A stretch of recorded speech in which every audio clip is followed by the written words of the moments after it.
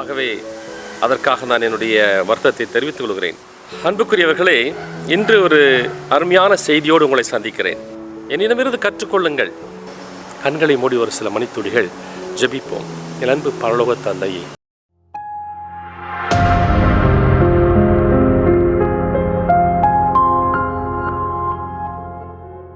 ஹார்டினிஸ் voice இணையதள அன்பு நண்பர்களே, குழந்தைகளே, இளைஞர்களே, அருமை பெற்றோர்களே, உங்கள் அனைவரையும் மீண்டும் சந்திப்பதில் மிக மகிழ்ச்சி அடைகிறேன்.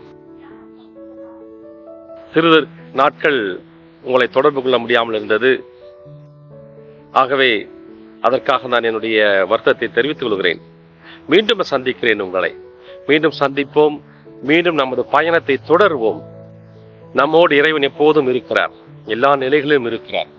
ஆகவே அன்புக்குரியவர்களே, இன்று இந்த காலை வேளையிலே உங்களை மீண்டும் சந்திப்பதில் பெரும் மகிழ்ச்சி அடைகிறேன். தொடர்பு கொள்ளுங்கள், இணைந்திருங்கள். உங்களோடு நாங்களும் பயணிக்கிறோம். இறைவனுடைய அனுபவத்தை பகிர்ந்து கொண்டிருக்கிறோம். இறைவன் உங்களோடு இருக்கிறார், என்றும் இருக்கிறார் என்பதில் ஐயம் கொள்ளாதீர்கள். அன்புக்குரியவர்களே, இன்று ஒரு அருமையான செய்தியோடு உங்களை சந்திக்கிறேன்.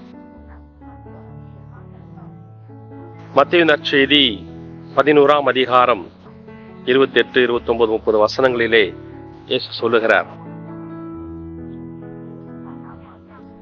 நீங்கள் உங்களுடைய நிலைகளிலே சாந்தமும் மனத்தாழ்ச்சி உள்ளவர்களாயிருங்கள்.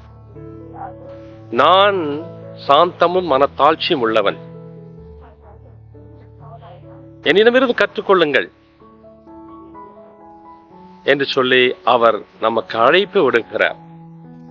இந்த 2 பண்புகள் ரொம்ப முக்கியமான பண்புகள். அன்புக்குரிய சகோதர சகோதரிகள், தாழ்ச்சியும் மன தாழ்மையும் நமக்கு இருக்க வேண்டும். அது இயேசு தன்னுடைய வாழ்க்கையிலே 100% கடைபிடித்தார், பின்பற்றினார், வாழ்ந்தார். அவர் இறைவனும் மனிதனுமாக இருந்தாலும் 2 நிலைகளிலுமே 100% அதற்கு சமமான ஒரு பங்கை கொடுத்தார். அவரை பார்க்கும் பொழுதே அந்த சாந்தம் நமக்கு வெளிப்படும், மனத்தாழ்மை வெளிப்படும். இறைவனுமாய் இருந்தார், மனிதனாய் அவர் வாழ்ந்தார். ஆக எவ்வளவு அற்புதமான ஒரு பண்பை நமக்கு விட்டு சென்றிருக்கிறார்.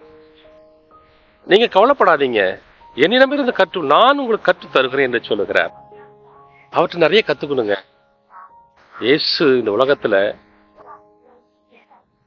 நமக்காய் இறங்கி வந்து கடவுளாய் இருந்தவர் மனித நிலைக்கு வந்து அடிமையின் கோலம் பூண்டார்னு சொல்லப்படுகிறது. எவ்வளவு ஒரு அற்புதமான ஒரு இறை தன்மையை நம்மிடம் வெளிப்படுத்தி நாமும் இப்படி வாழ முடியும் என்பதை கற்றுக் கொடுத்திருக்கிறார். நம்முடைய வாழ்க்கையில 100% அவ்வாறு இருக்க முடியாது. ஆனால் மனிதனாய் இருக்க முடியும். நம்முடைய வாழ்க்கை அனுபவங்கள் மனிதனாய் நாம் வாழ முடியும், மனிதர்களாய் வாழ முடியும். மனிதர்களுக்கு தனி பண்புகள் உண்டு, சிறப்பு உண்டு.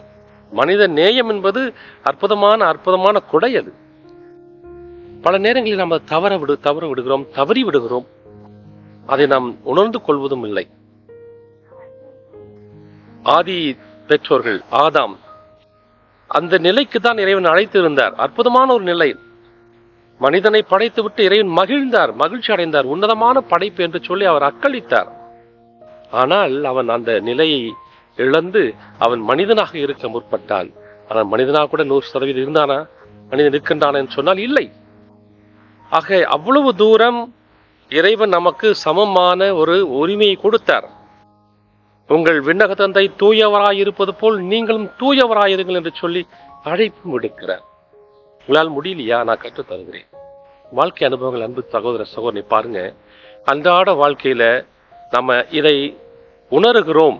நம்மிடத்துல சாந்தமும் கிடையாது, மனத்தாழ்ச்சியும் கிடையாது. இருக்கும், மின்னல் போல் வந்து மறைந்து விடும். ஆனால் நாம் எந்நேரமும் எல்லா நிலைகளிலும் இதை நாம் கடைபிடிக்க வேண்டும் என்பதில் இறைவன் அக்கறையா இருக்கிறார்.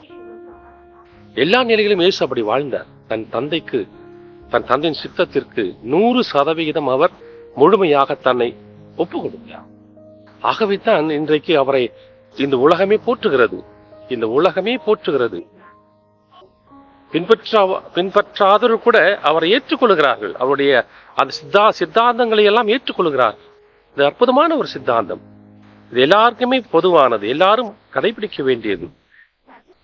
meek and humble of heart we need. ஆம் அன்புக்குரிய சகோதரனே சகோதரியே, அது எல்லா நிலைகளிலும் நமக்கு வேணும். மனிதனாய் இருப்பது ரொம்ப முக்கியம். இந்த மனித தன்மையிலிருந்து நாம் விலகிவிடவே கூடாது. அதுவே மிக உன்னதமான அழைப்பு. அதிலும் இறைவன் நமக்கு தருகின்ற உன்னதமான அழைப்பு அவரை போல் வாழ வேண்டும். அவரை போல் நம்ம அவருடைய இயல்புகளை, அவருடைய சுபாவங்களை வெளிப்படுத்துவது, அதுதான் அழைப்பு. ஆகவே நம்முடைய வாழ்க்கையில், அன்றாட வாழ்க்கையில் அன்புக்குரிய சகோதரன் சகோதரியை நம்ம இறைவன் அழைத்திருக்கிறார். ஒவ்வொருவரையும் அவருடைய அந்த நிலைக்கேற்பவே அழைத்திருக்கிறார். எல்லாருக்கும் ஒரே மாதிரியான நிலை அல்ல. ஆனா எனக்குள்ளதை இறைவன் கொடுத்திருக்கிறார்.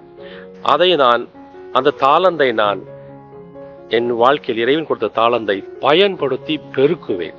அவ்வாறு செய்கின்ற பொழுது அவரிடமிருந்து கற்றுக்கொண்ட அத்தனை பண்புகளையும் இந்த வாழ்க்கையில எல்லா மனிதர் மத்தியிலும் வாழ்ந்து காட்டுவேன். நானும் இயேசுவை போல சாந்தமும் மனத்தாழ்ச்சி உடையவனாய் வாழ்வேன். வாழ்வோமா? கண்களை மூடி ஒரு சில மணித்துளிகள் ஜெபிப்போம். என் அன்பு பரலோக தந்தையே, கடவுளாயிருந்த நீர் மனிதனாய் வாழ்வதற்கு முற்பட்டு மனிதனை அன்பு செய்வது எவ்வாறு என்று சொல்லி கற்றுக் கொடுக்க உன் திருமகன் இயேசுவையே எங்களுக்காக கொடுத்தீர். அவர் முழுமையாக எங்களைப் போல் அடிமையின் தன்மை பூண்டு வாழ்ந்து அந்த அன்புக்காக எவ்வளவு தூரம் தன்னை இழக்க முடியுமோ அவ்வளவையும் இழந்தார். அதில் சாந்தமும் மனத்தாழ்ச்சியும் வெளிப்பட்டன. அதை நாம் கற்றுக்கொள்ள வேண்டும் என்று சொல்லி விரும்புகிறார். நாங்கள் கற்றுக்கொள்கிறோம் ஆண்டவரே. இதோ இந்த நேரத்தில், இந்த நாளிலே இறைவா, நாங்கள் உம்மை பின்பற்றுவோம்.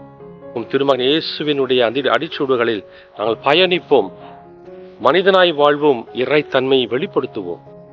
நாங்களும் மனத்தாழ்ச்சியும் சாந்தம் உள்ளாகி வாழ்வோம் என்று உமக்கு நாங்கள் இன்று எங்களை ஒப்புக் கொடுக்கிறோம். எங்களை ஆசீர்வதியும், வழிநடத்தும், கற்றுத்தாரும் எங்கள் அன்பு இயேசு தாழ்த்துமே. ஆமேன், ஆமேன், ஆமேன். அன்புக்குரிய சகோதரனே சகோதரியே, மீண்டும் உங்களை சந்திப்பதில் பெரும் மகிழ்ச்சி. ஆண்டனிஸ் வாய்ஸ் உங்களை அன்போடு அழைக்கிறது. இந்த பயணத்தில் தொடர, இறை அனுபவத்தை பகிர்ந்து கொள்ள, அனுபவத்தை பெற்றுக்கொள்ள நாங்களும் உங்களுக்கு கொடுக்க முயற்சிக்கிறோம். நீங்களும் எங்களோடு பயணியுங்கள், தொடர்ந்து பயணியுங்கள். விடாமுயற்சியோடு எங்களை ஊக்கப்படுத்துங்கள். இந்த பதிவு உங்களுக்கு பிடித்திருந்தால் பிறருக்கும் நீங்கள் பகிர்ந்து கொடுங்கள். அவர்களும் பின்பற்றுங்கள். நன்றி. இயேசுவுக்கே புகழ். இயேசுவுக்கே நன்றி. மரியே வாழ்க.